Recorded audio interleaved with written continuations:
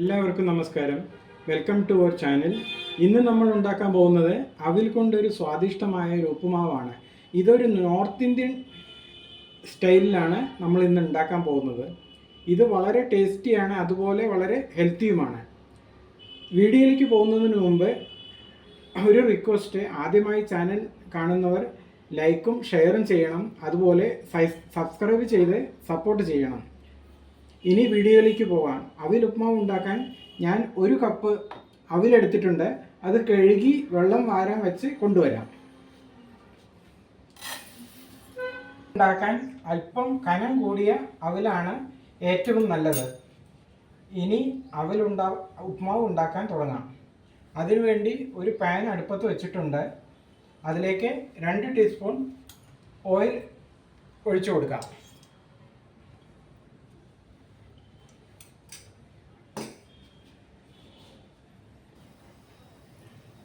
എണ്ണ ചൂടായിട്ടുണ്ട്.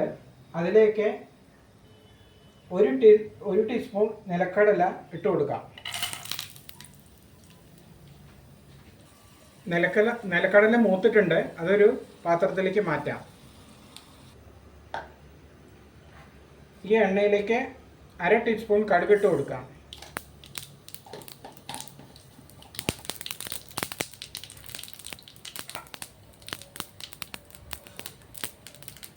കുറച്ച് കറിവേപ്പില ഇടാം. 1/2 ടീസ്പൂൺ ജീരകം പൊടിയായി അരിഞ്ഞ്, ജീരകമല്ല, ഇഞ്ചി ചെറുതായി അരിഞ്ഞത്, 1/2 ടീസ്പൂൺ വെളുത്തുള്ളി ചെറുതായി അരിഞ്ഞത്, 1 പച്ചമുളക് ചെറുതായിട്ട് അരിഞ്ഞത്, ചെറുതായി അരിഞ്ഞത് ഇട്ട് കൊടുക്കാം.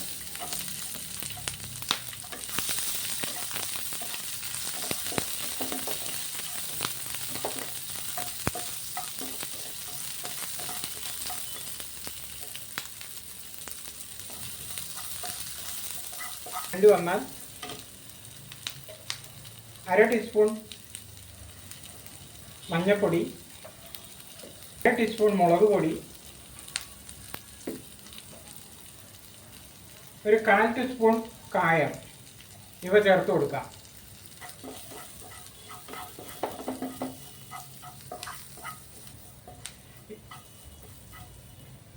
ഒരു ചെറിയ പൊട്ടാറ്റോ കഴുകി ചെറുതായി അരിഞ്ഞെടുത്തതാണ്, അതിട്ട് കൊടുക്കാം.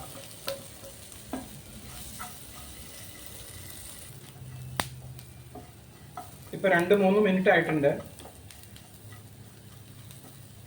പൊട്ടാറ്റോ ചെറുതായി അരിഞ്ഞ് എടുക്കണം, അപ്പോൾ പെട്ടെന്ന് വെന്ത് കിട്ടും.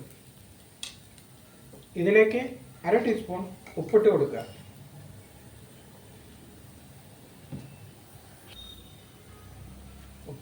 വെച്ചിട്ട് കൊടുക്കുക.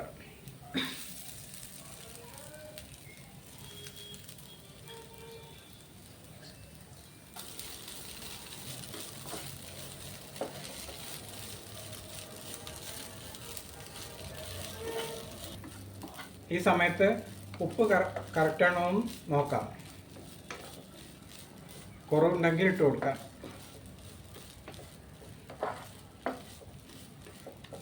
ഇതിലിപ്പോൾ കറക്റ്റാണ് ഉപ്പൊക്കെ.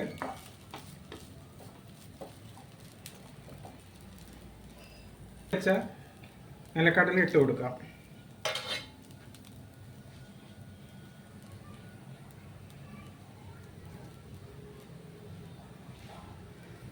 കുറച്ച് മല്ലിയില ചെറുതായി കട്ട് ചെയ്ത് ഇട്ട് കൊടുക്കാം.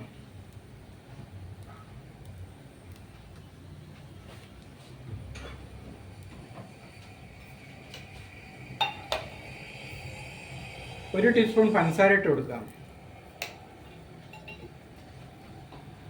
കുറച്ച് നാരങ്ങ നീര് ഒഴിച്ചു കൊടുക്കാം. മിക്സ് ചെയ്ത് ഇളക്കി യോജിപ്പിക്കുക. അവൽ ഉപ്മാവ് റെഡി ആയിട്ടുണ്ട്. ഇനി ഒരു സെർവിങ് പ്ലേറ്റിലേക്ക് മാറ്റാം.